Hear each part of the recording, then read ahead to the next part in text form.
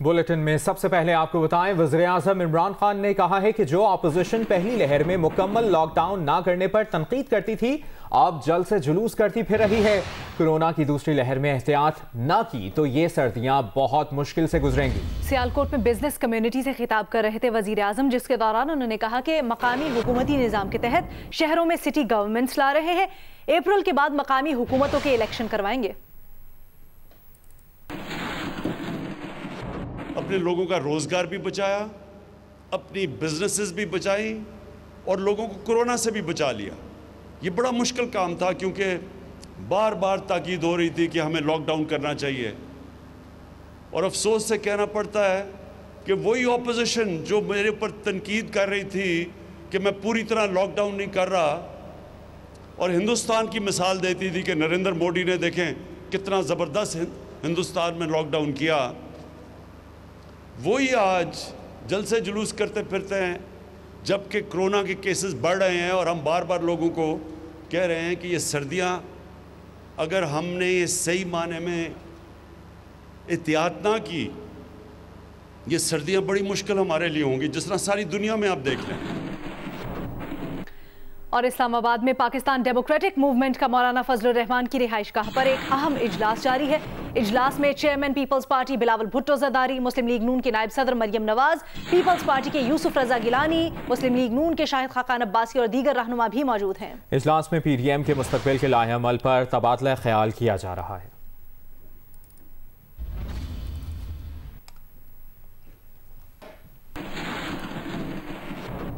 Update ये भी है कि लाहौर पुलिस ने PDM के मीनार पाकिस्तान ग्राउंड में जलसे के लिए साउंड सिस्टम फराहम करने वाले DJ भट्ट को गिरफ्तार कर लिया। मुस्लिम लीग नून पंजाब की तर्जुमान अज़मा बुखारी का कहना है कि हुकूमत के शर से वो लोग भी महफूज नहीं जिनके उन पर एहसानात हैं।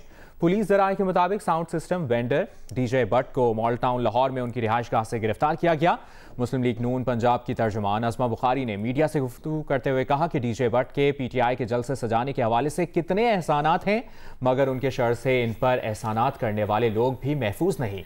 अज़मा बुखारी का मजीद कहना था कि उनका मुकाबला बहुत से लोगों से है, मगर इमरान खान का मुकाबला टेंट सर्विस वालों और DJ भट्ट से है। छोटा आदमी अपनी छोटी जहनियत दिखाएगा। जलसे के लिए मुतबादिल इंतजामात भी मौजूद हैं।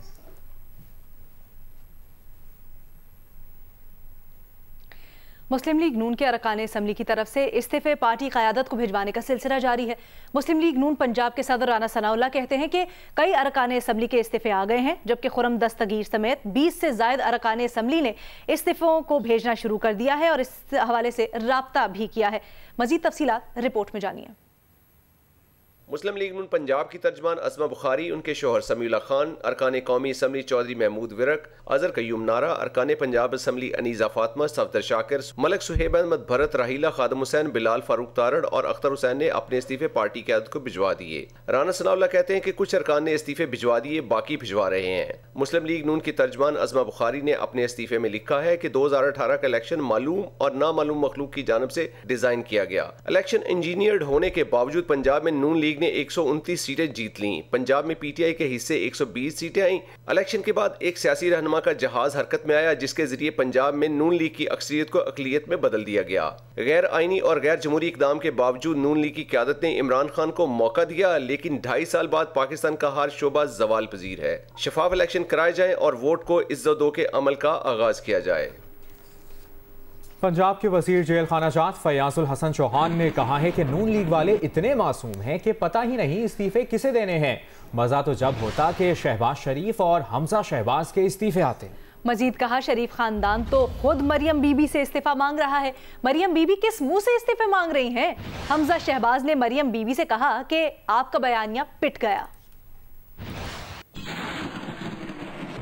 रेलू कटो के और इन टीचर खिलाड़ियों के चलो भेजे ही है तो भेजो स्पीकर असेंबली को, कौमी असेंबली को, स्पीकर पंजाब असेंबली को। मजा और स्वाद उस वक्त आता जब पहला इस्तीफा आता शहबाज शरीफ साहब का और सीधा ठक करके जनाब स्पीकर कौमी असेंबली असद कैसर साहब के दफ्तर में आके जनाब सजता, और दूसरा इस्तीफा आता हमजा शहबाज साहब का। हमजा शहबाज साहब ने अपनी दादी मोहतरमा के जनाजे के दूसरे दिन बेगम सफदर अवान साहिबा से तल्ख कलामी करते हुए उनसे इस्तीफा मांगा है, हाथ जोड़ के कहा है कि साड़ी जान छड़ दे, तेरे बयानीए दा हुण इस्तीफा दे सन ते बस कर। घर बह जा। वज़ीर-ए-आज़म के मुआविन खुसूसी शहबाज गिल ने कहा है कि हमें डूबी हुई मईशत दी गई। आज अगर कर्जों की किस्तों पर सूद ना देना होता तो हमारे पास वाफर पैसा होता। हमने कर्जे इस वजह से लिए ताकि उनके लिए गए कर्जों की किस्तें अदा कर सकें। जो ये दौरे 14-14 लाख डॉलर के करते थे वो प्राइम मिनिस्टर 1 लाख डॉलर में कर रहा है। काबुल का दौरा एक दिन का ये लाखों डॉलर में करते थे, प्राइम मिनिस्टर सिर्फ 10,000 डॉलर में कर रहा है। पूरे टब्बर को लेके जाए, मैं भी जा रहा हूं, डार साहब भी जा रहे हैं, हम भी कहें हुकूमत में आए, याशियां लगी हुई हैं। वो डूबी हुई मईशत जो हमें दी थी जिसमें 20 अरब डॉलर का करंट अकाउंट खसारा था, जिसको कम किया गया दोनों को, और आपका करंट अकाउंट डॉलर का खसारा पिछले 4 महीने में पॉजिटिव है। इनके लिए हुए कर्जों की किस्तों पे सूद ना देना हो तो जो हम टैक्स इकट्ठा करते हैं अपने घर से अंदर से, और जो हमारे अखराजात हैं, ये पाकिस्तान की तारीख में कोई 30, 40, 50 साल के बाद पहली दफा सरप्लस हुआ है। अब हमें कर्जे क्यों लेने पड़ रहे हैं? इनके कर्जों के सूद देने को। भारत में 3 नए ज़रई क़वानीन के खिलाफ किसानों का एहतजाज 14वें रोज में दाखिल हो गया है। हुकूमत और किसानों के दरमियान डेडलॉक बरकरार है। किसानों का कहना है कि ज़रई क़वानीन में तब्दीली के बजाय सिर्फ क़वानीन की मनसूखी से मुतालिक हुकूमती तहरीरी तजवीज़ पर गौर किया जाएगा। किसान रहनुमाओं और वज़ीर दाखिला अमित शाह के दरमियान गुज़श्ता रात होने वाली मुलाकात बेनतीजा रही।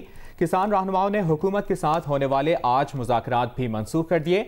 भारतीय किसान यूनियन के तर्जुमान राकेश का कहना है कि 3 ज़रई क़वानीन पर हुकूमत की तहरीरी तजवीज़ मिलने के बाद अगले लाएमल का ऐलान किया जाएगा। दिल्ली के मुज़ाफ़ात में भारतीय किसानों का एहतजाज जारी है। किसान कई दिनों से दिल्ली जाने वाली मुख्तलिफ हाईवेज़ पर मौजूद हैं।